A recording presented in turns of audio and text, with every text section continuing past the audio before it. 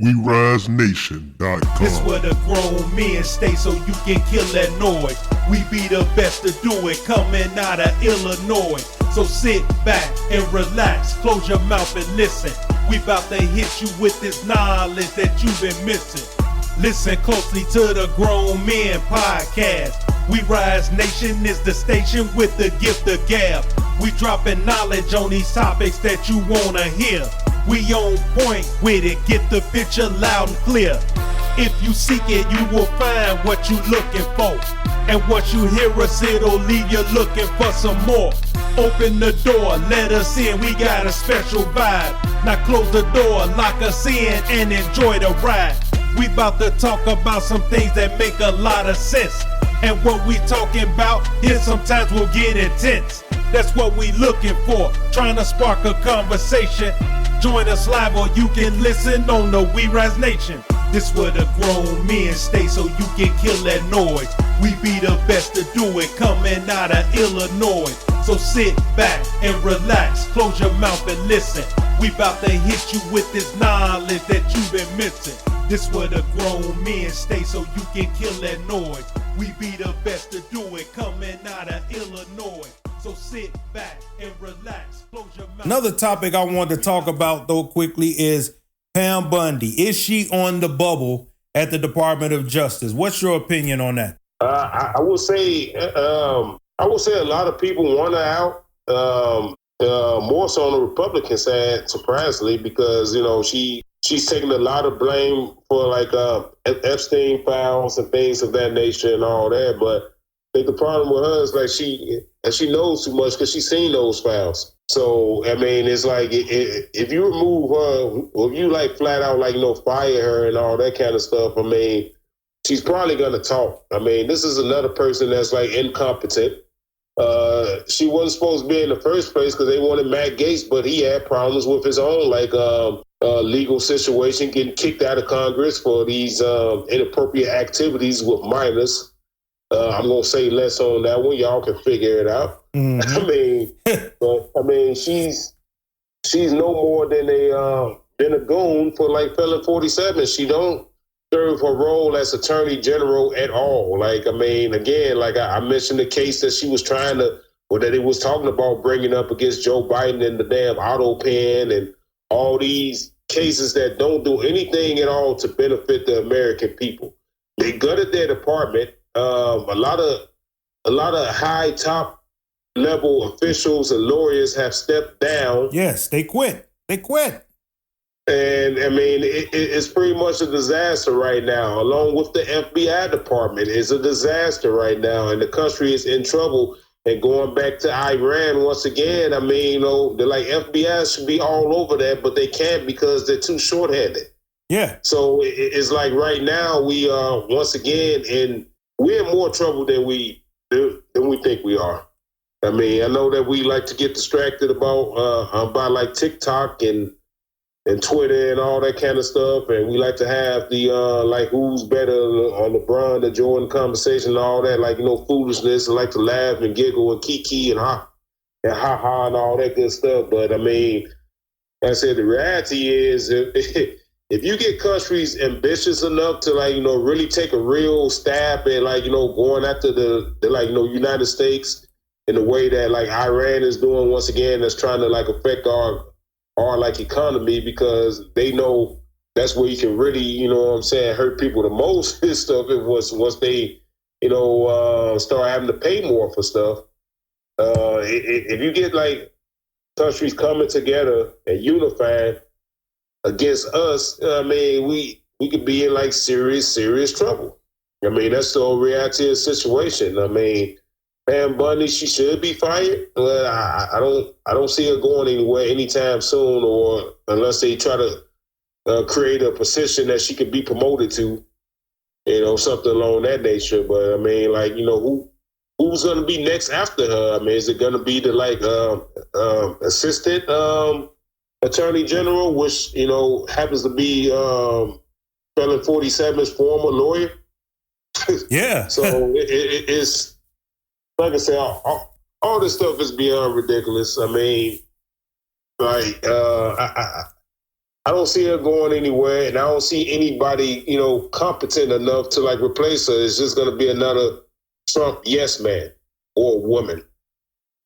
Yeah, I agree with 100% with what you just said, Mark. I just think that she knows too much. She has too much information, so that makes her invaluable, and she's not going anywhere.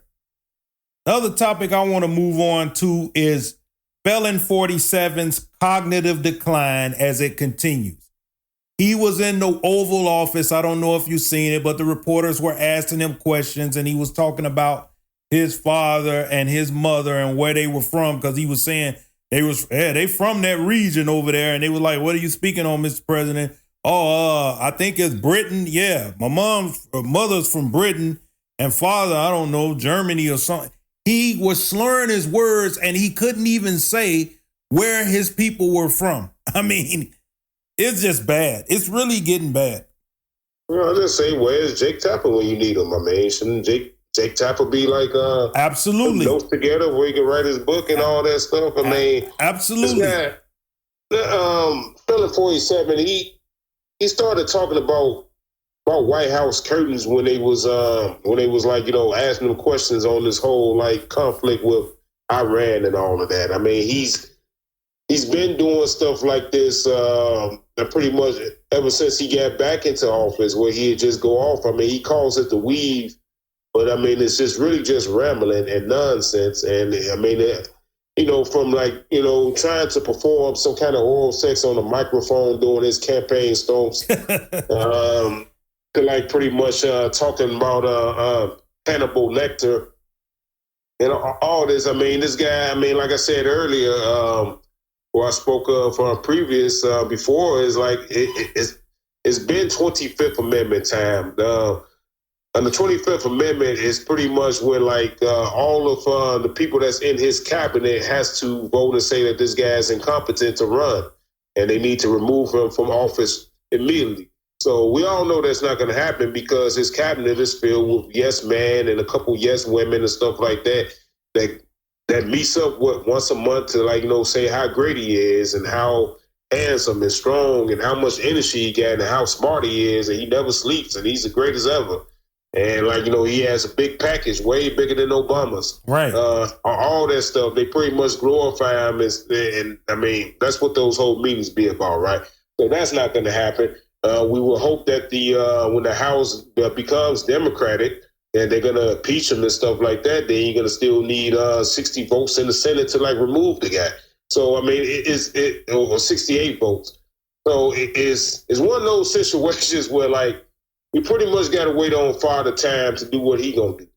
Because, he can have all his protectors and all that kind of stuff that's going to try to prop him up and boost him up and tell him how great he is and how strong and healthy he is. And it's completely normal to have like, 3 or 4 MRIs, every other month. Right. There's nothing wrong with that, because like most people go out there and do that, right? Right. But the guy's in dire health. I mean, there's only so much that can be done with that. And, I'm very interested to see like when he does go, what's going to happen for like MAGA next, because honestly, like I think when Trump goes, MAGA goes. That's why you have people like the Tucker Carlsons of the world that's trying to like, position themselves, trying to distance themselves away from him, for they can, try to like, gain his supporters in this new Republican party or whatever they're going to come up with, because J.D. Vance is not going to be it. He don't have the charisma that Trump has. Little Marco Rubio, nobody's going to like, get behind him as far as like the MAGA base. They're not going to give him what Trump was able to get. So that's going to be very interesting. But yeah, I just think it's a matter of time. I mean, honestly, I wouldn't be surprised if he doesn't make it to the end of this year. I mean, it's just like, because he got a rash on his neck. He got the thing going on with his hand. I mean, he have all kind of issues. and yet he's still trying to move around the way he does and go on these trips around the world and do all these things that somebody in his condition, I mean, just can't really be doing right now.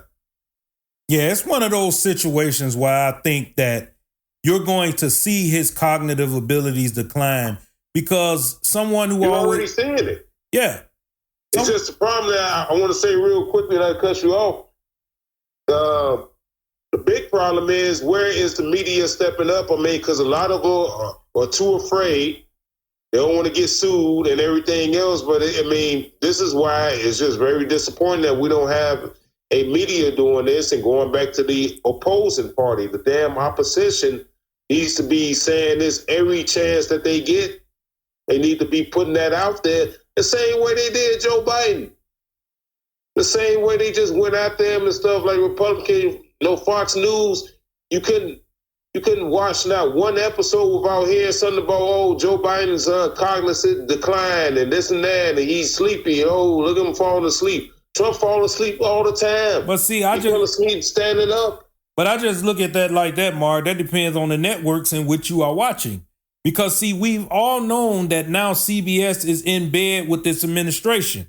We know this. ABC caved in a little bit as well. NBC even caved in.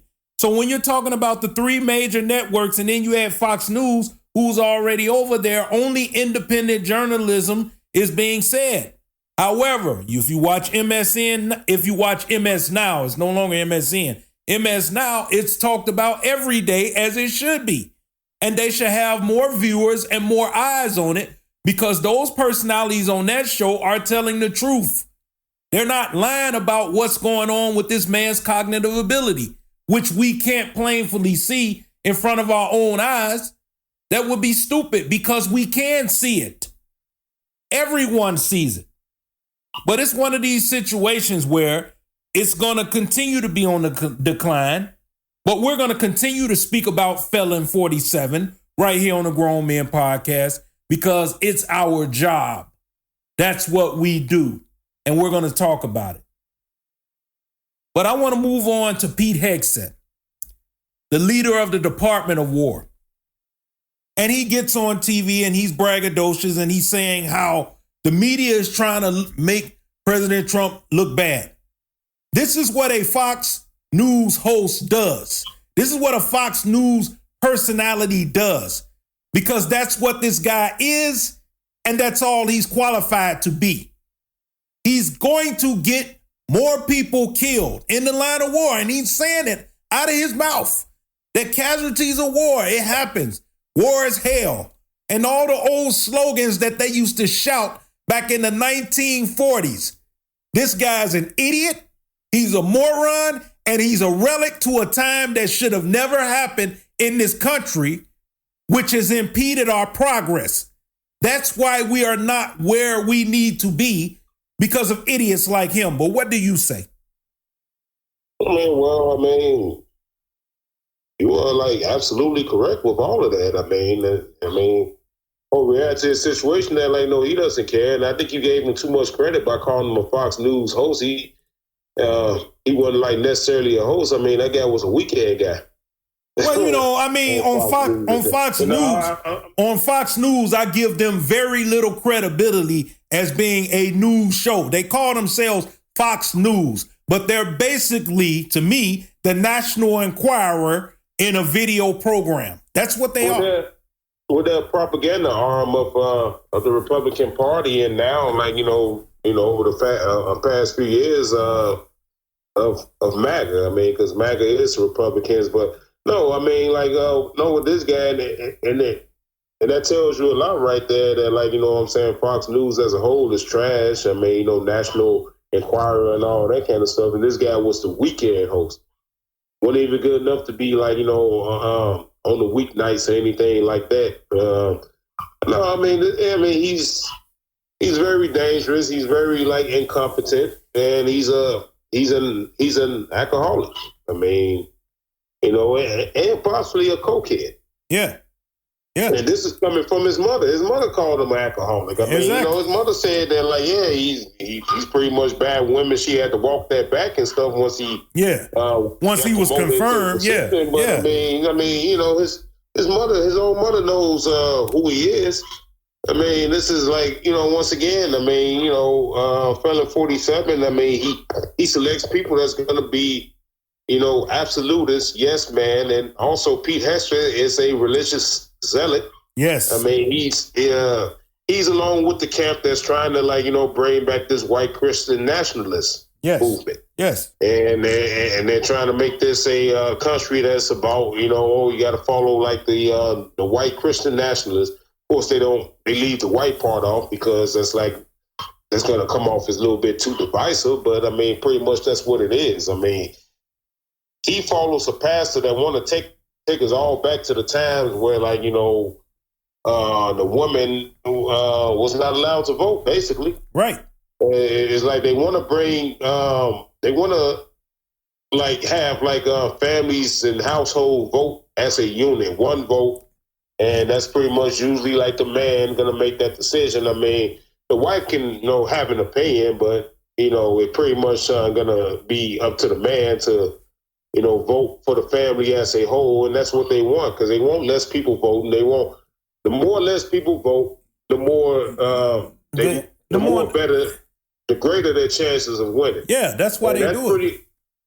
And with all this stuff going on, that's another thing too. I mean, as I know, as that story kind of got pushed back to the backbone, is how they trying to change these voting rights laws and all that kind of stuff. I mean, Supreme Court is going to be set to vote on that. That's probably going to gut the Voting Rights Act and make it harder for everybody to vote. So while we're getting caught up into this war talk and these regime changes and movements and different personalities coming in and out of the administration, we forgetting that they are attacking very aggressively on the right to vote. And it may not pass though, like in the Senate, because a lot of Republicans, I mean, they're based in their different respective states are not for that. They're not for having to have a passport to vote. Or like the woman has to, come up with her marriage license to just to identify who she is and all that type of stuff. But that's still what they're trying to push through. And this is what this administration does, is distract. Like, I mean, this Pete Hester guy on Department of War, a cosplayer, fake G.I. joke. That's what this guy is. He's trash. He's garbage, and he's shamefully unqualified. Should not be involved in any form of this government whatsoever. Yeah, he's an idiot and a moron, but I'm quite sure he's going to say something else stupid that I'm going to have to talk about here on the Grown Man Podcast, because just the sights of the man is ridiculous. Another thing I want to talk about, Mark, is when will they learn? When will they learn? And I'm speaking of black so-called Republicans, as this story came out recently. Black MAGA lawmaker condemns racist group chat. And who do you think that black person is? Who do you think that black pro-Trump Republican congressman is from the great state of Florida? Well, it could be a number of them, but I mean, I think you're talking about just one person in particular. That's right, Mr. Byron Donalds. So here's the story. And this is according to, Raw Story, right? You know Raw Story. They have a lot of different topics. So this one came up, and this one was written by Matthew Chapman. And it says here, Byron Donalds, a pro-Trump Florida congressman currently running for governor and one of a handful of black Republicans in Congress, issued a statement on Thursday condemning the group of Florida college Republicans, Turning Point USA, and Miami GOP officials who were caught exchanging virulently racist and anti-Semitic messages in a group chat. Everyone has the First Amendment right to say what they want, even if it's vile and offensive. But free speech doesn't entitle someone to hold a leadership position within the Republican Party or the conservative movement. The comments reported run counter to the values our party stands for. The Republican Party rejects racism, anti-Semitism, and bigotry. This is what Donald said out his own mouth. Give me a break. To the Floridian newspaper, which first broke the story on Wednesday. The group chat was led by Miami Secretary Abel Alexander Caravaggio,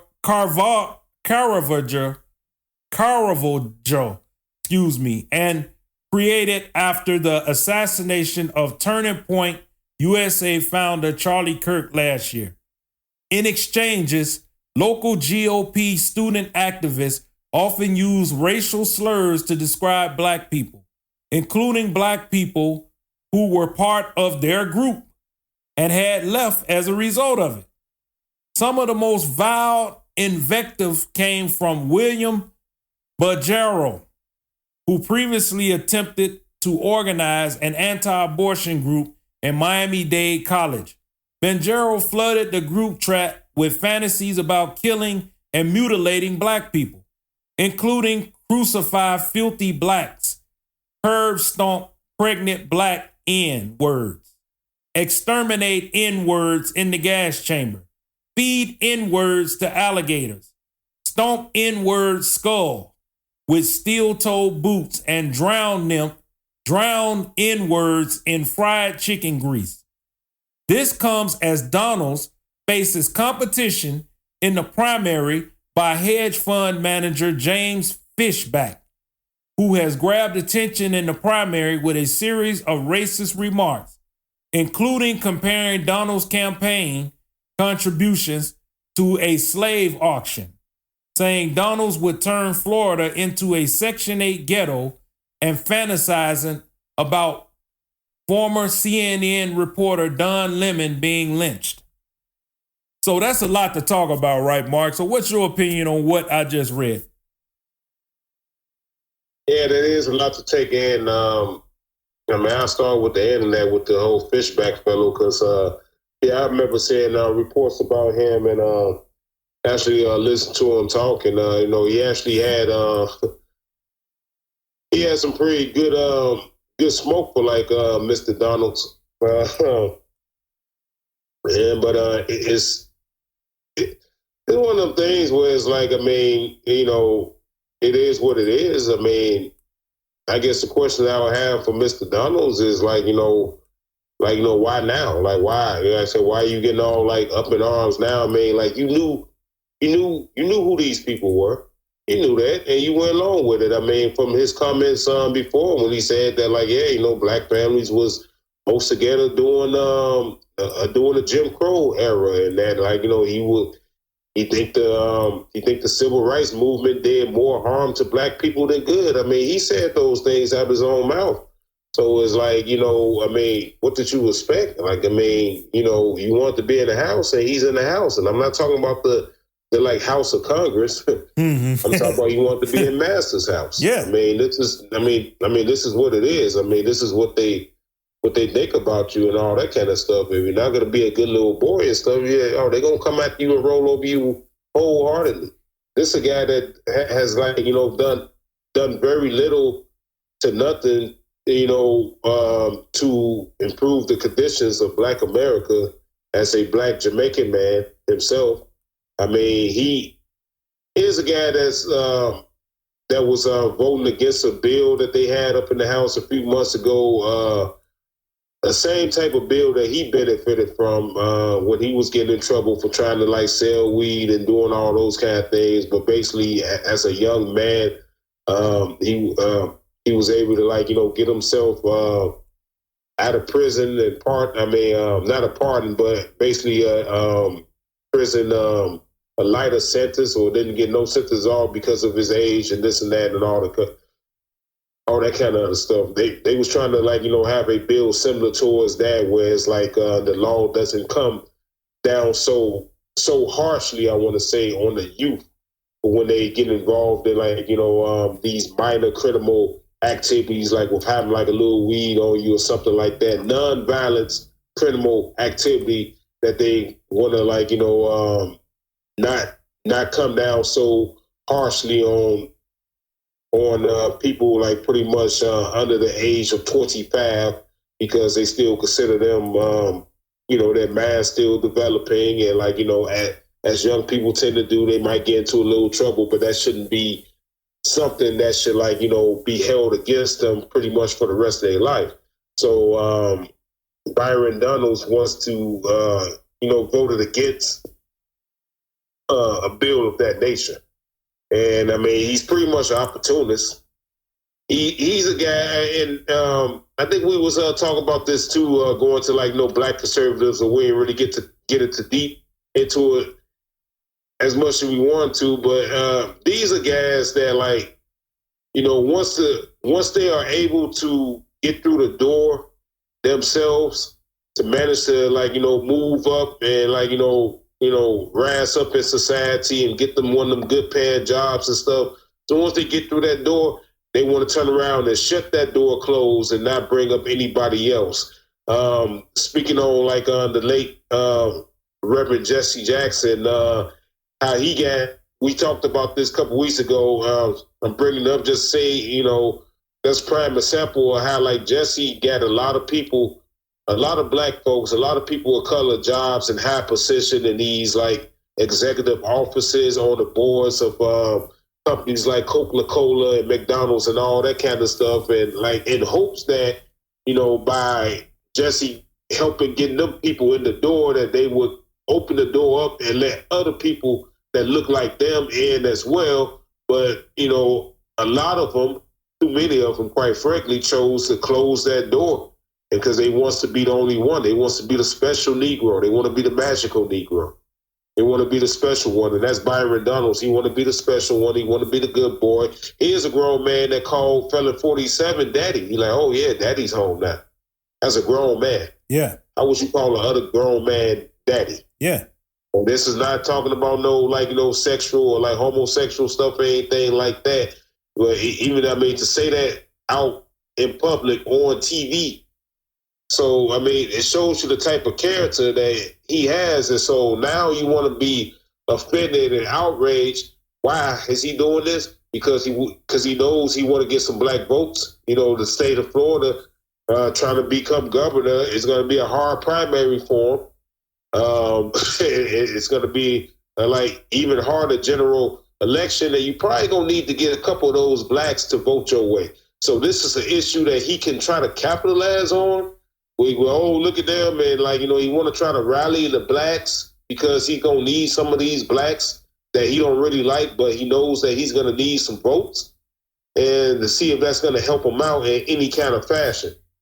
I don't think it will, but that's all it's about because he knows. He knows what the Republican Party is, and they want to sit there and try to pretend oh no, it's the Democrats.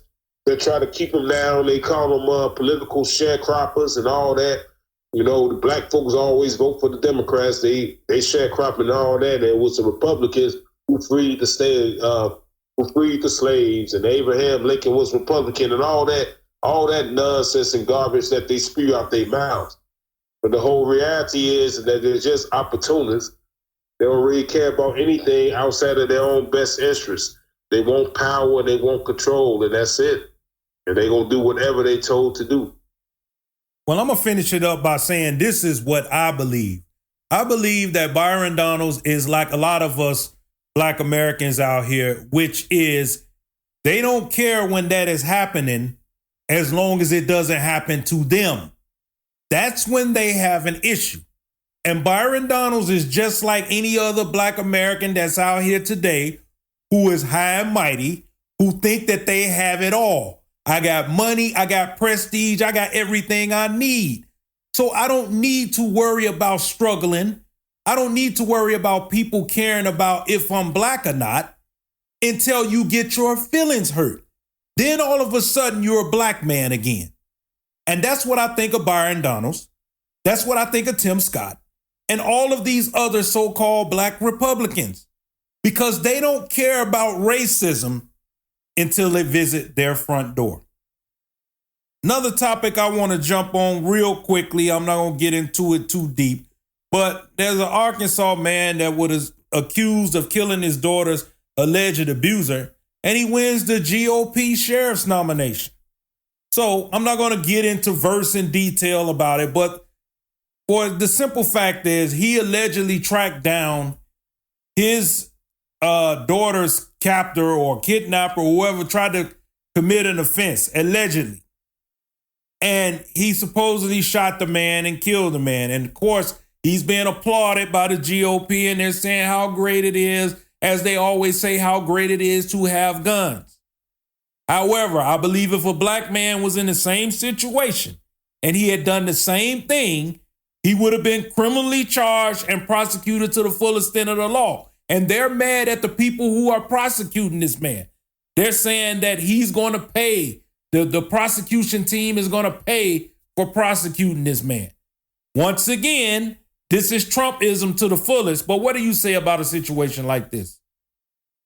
Well, once again, rule of law. I mean, the law is the law. And what they're doing, I mean, this is another case where they're breaking the rule of law, because I will have you know that there was a black man that did exactly that. When a police officer had shot and killed his son, this happened about a couple years ago. It might have been in the state of Florida. I can't recall. I'm going to have to get back on this story. I'm going to look it up, and maybe we'll bring it up in a future podcast. I mean, but there was a black man that went after the police officer that shot his son, and he murdered that police officer, and that guy went to jail. Black man. Yeah. And people were saying all kind of things about, like he shouldn't have done that, and you gotta let the law. Blah, blah, blah. I mean, as we know, that, I mean, with all the decades and, well, pretty much ever since social media that blew up and got hot, we have witnessed all these killings that have been done by police officers on these unarmed black men and women. I mean, we can run off the list from like George Floyd to Sandra Bland and Michael Brown, and it goes on and on and on. Became a damn fraternity now. Like if these black people being killed by the police, and then you don't see justice served. Most times the police get off with it. Most times police keep their jobs. Yeah, absolutely. Or if they don't keep that job at that particular precinct, they get to go somewhere else and, do the same stuff all over again.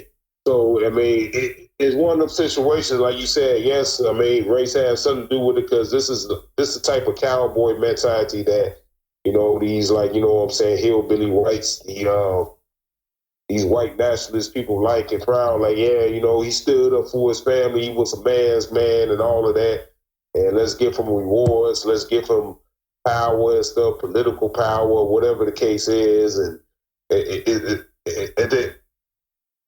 the end of the day, I just want to say we are either going to have a rule of law or we're not. Yeah.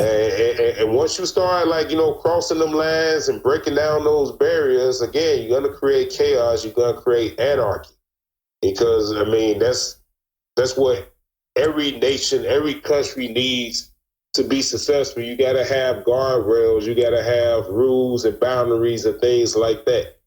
I mean, you just got to have it, or else it's going to become chaotic, and you're not going to be able to have any kind of control. And what's going to happen is we're just going to destroy each other. Like many may argue, that's what's going on right now. We are destroying each other when we choose hate over love and or understanding and all that kind of stuff. When we just try to take away from so many, and we're busy fighting each other than looking at the bigger issues that's causing a lot of our problems. So I mean, this is I mean that's a situation, because from the standpoint of you can understand anybody reacting that way. I mean, the way you react, somebody did something to his kid. So yeah, you're gonna protect them, and that's a emotional act. But to say that this guy shouldn't go to jail or shouldn't be prosecuted, no. I mean he broke the law. Yeah, because see, that's what I'm saying. I want to close on it, because for the simple fact, It's vigilante justice. Because I can understand if he was at your house and then he attacked your daughter. And then, okay, you have probable cause. He's in your house for one thing, and he's attacking your daughter. But you chased this man on a highway where other people could have gotten injured to hunt him down. That's something totally different. I just believe in my heart and soul that if a black man had done that, he would have been prosecuted and he would have been convicted. That's just my feeling. Yeah, that too. But that's just my feeling on it. But I'm quite sure more is going to come about on this topic as this continues, as this man is going to be running for the sheriff. So we will imagine we'll hear some stories about that. I mean, well, it's not, I will say real quickly, I mean, it's not like this country happened like, elected a criminal before. Yeah. I mean, yeah, it's not out of the realm of possibility. But a topic I want to talk about and what you talked about, Mark, is something you wanted to talk about that had to do with the Chicago Bears. Of course, the Chicago Bears have been making news on and off the field. A lot of different topics since the season has ended. But it was something that came up that you wanted to talk about and share that with us. Well, I mean, in regards to the beloved Chicago Bears, that is the number one major sports team in the city. This is nothing really new because there've been talks about like the Bears moving. I mean, because I know at one point they was talking about they was going to move to like Arlington Heights. I mean, which they have a facility out here already, but basically like they want to, they want a bigger stadium. They want they want to host Super Bowls. This is what this is all about. They want to host Super Bowls. Right. They want to be able to host Super Bowls and things like that, which I understand because that can generate big money, big revenue. But it does nothing for the city of Chicago. It does nothing for the city of Chicago. That's the problem. That's the issue. That's my main issue with it is that, look, as a taxpayer, as a homeowner, we paid $4,000 in taxes. And then they want to come out our pockets and say, build a stadium? Give me a break. That's my opinion on it. I said it previous on the podcast. My opinion has not changed. I don't want a dollar or a cent. And I will talk to my representatives. I will write letters to the government. I will write letters to the governor, and say, look, no, don't spend our money on that. We're paying enough taxes. If they want to leave, let them leave. Well, that's why I was going to go into. I mean, like I said. Well, go ahead. I just had to get that off. Go ahead with your statement. No, it's fine. No. I mean, the Bears is a very beloved sports franchise here. Like, you know what I'm saying? Most people that you will run across in Chicago or throughout the state of Illinois is going to be Bears fans and supporters and all of that. And it's like, I think it's shameful. I mean, just what you just said right there is the fact that, like, anytime they want these new projects, these stadiums built, it comes from the taxpayers' end and not necessarily the owners of these franchises and teams. That's one to run some numbers real quick. Right now, currently the Bears' net worth, the Chicago Bears' net worth is somewhere between $8.2 billion and $8.9 billion, according to CNBC. In 2025, the Bears' revenue, they made $629 million. That ranks number 7 throughout the whole entire league of the NFL. And this is their revenue after, they paid their players and all that kind of stuff, all the expenses that they had to pay. They make $629 million from what the city of Chicago, generates. When the Bears have their games and all that, it's somewhere between $750 million. For hotels, travel expenses, restaurants, parking, all that kind of stuff like that, right? So basically, they bringing in all of this money. The Hollis family right now that's currently owners of the Bears. I mean, they have, the McCaskey family. Their net worth is like $1.3 billion. You know, their family are also involved in landscaping and designs. So they have that going on for them. So I'm bringing up all these numbers to go back to what your original point was. Like, if they want these new stadiums to be built, why can't they pay for them? This team is worth billions of dollars. They're like, NFL makes, billions of dollars every year as a whole. It's a multi-billion-dollar business industry, and yet the fans have to pay for them. I mean, the Bears Stadium, I go to my notes, holds about 61,000 people in that stadium. And what they ticket prices varies from $200 to $500. And of course, when the Bears make the playoffs, if it's a playoff game, it's going to be much more. So you already have your fans paying hundreds of dollars, in some cases thousands of dollars, just to get a ticket to sit down and watch the game. Right. And then they buy your merchandise, your jerseys and all that kind of stuff. Your fans already spending, big money.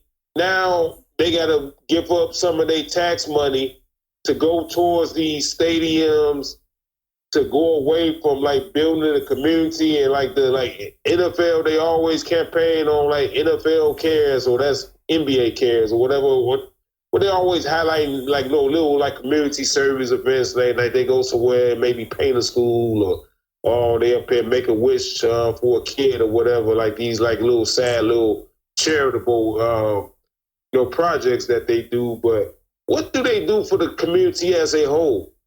When you get schools in Chicago closing down, or hospitals not having enough resources to bed patients and all that kind of stuff. When you got kids that's hungry right now, hunger going on in the city, in many places in the suburbs around. What is the Chicago Bears as an organization doing for them people? Not a damn thing. They're making money and they put it in their pockets. I mean, again, these numbers are ridiculous, and they up here threatening or they're talking with Indiana. I guess they're going to go out to Gary, Indiana. That's an offer because Indiana, they just passed a Senate Bill 27, that's going to offer the Bears a $5 billion stadium. And, what we're doing out here in Illinois is that we created a bill that said House Bill 910 that they're trying to get passed. That's basically, they will freeze property taxes, according to USA Today, on the Bears Arlington Heights facility that they have out there. That's a big facility. That's 326 acre of a facility in Arlington International Racecourse property that they have. So they're gonna be like, you know what? If you guys stay out here, we're gonna freeze your property tax. Meanwhile, somebody like yourself and your neighbors on your block paying out the wazoo on property taxes and everything else that you got to pay. And I mean, God forbid, they have household situations that you got to pay for, like a water heater or new windows or anything of those natures, and then everything else. So I just think it's beyond ridiculous, and it's something that people should pay attention to while we go out there and cheer for these teams and we root for them and want to see them make the Super Bowl and all that kind of stuff, get all happy about. We need to start looking at these lawmakers and be like, what the hell are you guys doing, and what are you thinking?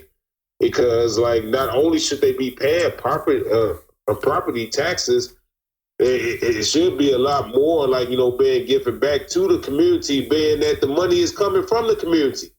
The reason why the Bears are successful as they are now and that they're worth $8 billion as a whole is because of the fans, because of us, the people that watch and support and that buy their merchandise.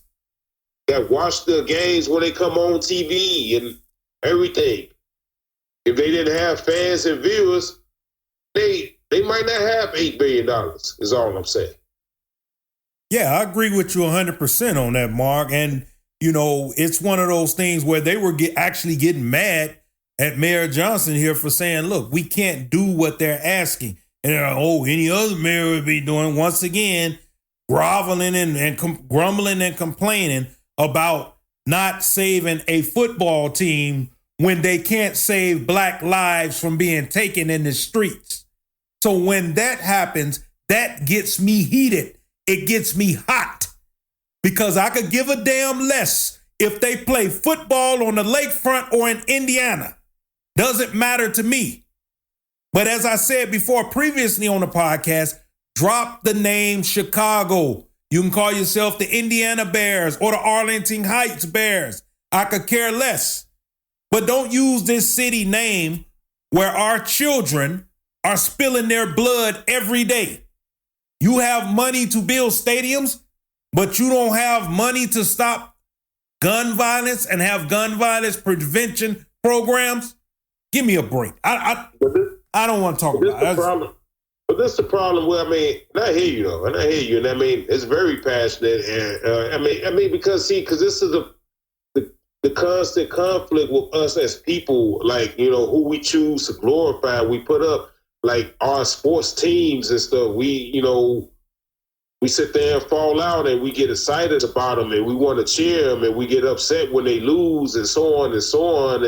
And we're not looking at the whole bigger picture and stuff. When you going out there to cheer for this team, let's be face it, most of us are sitting at home watching the games on TV because we can't afford to sit up in a stadium. And that's a big issue there, like, you know, people as a whole, because it's not just happening in Chicago, it happens all over. Look at Texas with their big stadium that they had built a few years ago and all that fanfare and all that kind of stuff. That came from taxpayer money.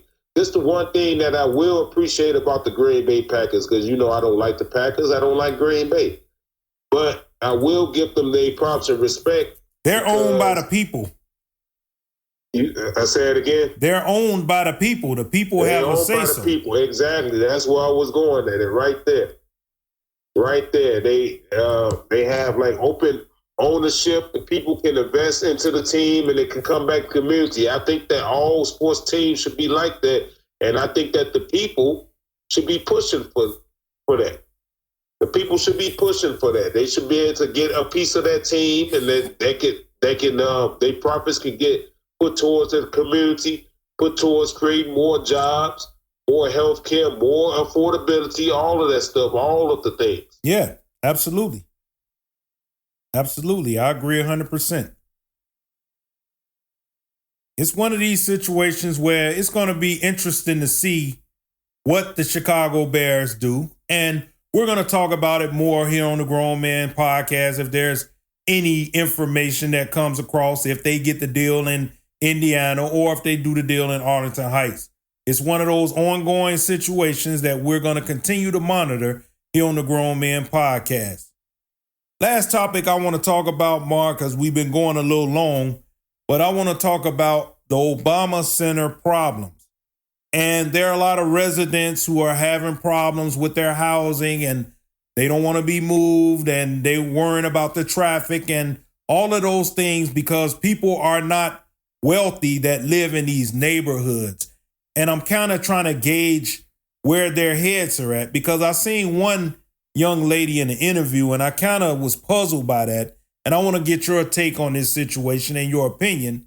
She basically was saying that she likes living where she is in this apartment building. And she said that she wants her children and their children to live there. And it came to my mind to think, in my opinion, is it wrong for me to say that someone is not thinking outside the box or they're not looking at the bigger picture, or maybe it's just my opinion? But I would think that you would want, from people who grew up in an apartment, and I'm speaking of yourself and myself, along with our other two siblings, the last thing I would want for my children and their children is to be raised in an apartment building. That in itself is an issue, but what do you say? I mean, well, that's a situation where it's like kind of like, to each his own. Like, I mean, ideally, we should all have homes or something. I mean, especially if you're raising a family or some, something of that nature. But I mean, home for like many people is, what you can afford, where you can afford to lay your head. I mean, I agree with housing market is ridiculous, as we both know. But I agree with that sentiment, Mark. But I'm saying people usually aspire for their children to have more than them, not the same as them or less than them. You don't go out and tell your kids, we're going to move out of this 4-bedroom house and when you grow up, move into a 1-bedroom house. That's the sentiment that I was trying to get across, is that are we lowering our standard levels? I think our expectations, so to speak. I think a lot of it is like, expectations are already pretty low overall. But my thing is too, I mean, it's like, how people tend to become, make themselves comfortable, in certain conditions. Like, I mean, it's just the same way when you have a family that grew up on Section 8 their whole life, that's all they know. And they get comfortable, they get misled. It's like, yeah, I mean, you're thinking small, which a lot of tend to be because we think of small. I guess what I'm trying to say is like, they find a certain kind of safeness that way, because they don't, they're like afraid to like, bite off too much then they could chew or things like that. So it's like they try and live comfortable and quietly. I mean, if it's a matter when it comes to like the Obama Center, is like they have to be uprooted. I mean, out of their comfort space. I mean, if it's uprooted to something that's going to be an improvement, then yes, you should jump over that. Well, you should jump on that. Well, most of the citizens are concerned that the renters are going to raise their rent because the Obama Center is there, and they're trying to raise the rent on all of the properties that are in that area. That's what's the concern of the citizens. That was just one soundbite from one lady, and I just wanted to bring that up because I think that's a microcosm of what a lot of us believe. See, in that part right there, yes, I mean, because that's what I was like, hearing about too, as far as like, yes, because the Obama Center is there, is going to raise up the property, which I believe that shouldn't happen. I mean, I don't know what it is or not, but I mean, more than likely it probably would, based on, well, this is, Barack Obama, the country's first and only black president so far. And I mean, and that's something that, like, shouldn't happen. They shouldn't raise the rent over something like that, because yes, they're like Obama Center will like attract a lot of attention, as well as should, because you want people to be involved in the Obama Center and like be able to build and have projects for that community to build and bring prosperity to the community. And it shouldn't hurt people that's already living there. Like, they shouldn't have to pay more to live in a place that they live, for like a long time already, just because you're gonna get a new center coming into the neighborhood. I mean, there's a lot of nuance with that. I agree, Mark. And what I think is that the people who are running the Obama Center, however that's being run, I don't know the particulars, but I think they should put their arms around the citizens of that community and uplift those citizens. And, because they building new housing and everything over there. The whole thing is going to be, high class, right? High level stuff. But the people who are already there should be allowed to live there without having to worry about their rent increasing. And if they want to stay there, that's fine. If you want to build generations of people living there, fine. But I think they should be livable conditions. And that was the problem I had. Yeah, that was the problem I had earlier. I wasn't trying to put down the young woman for saying that. But what I'm saying, if you want your family to be raised there for generations, however, not generations in which you live in now, but to be uplifted higher. Oh, I mean, yes, I completely agree with that. I mean, that's the way it should be. Like, again, like they like Obama Center and just go back off what you said, should be wrapping their arms around the community, try to help uplift them. That means like bringing in resources and jobs that people can take advantage of to, like, bring in scholarship programs where kids can go to school, and that way they can like improve their lives and everything, all of the things. I mean, that should happen. It shouldn't be like a controversy of like, well, I guess you got to like leave now because you're not going to be able to afford this rent.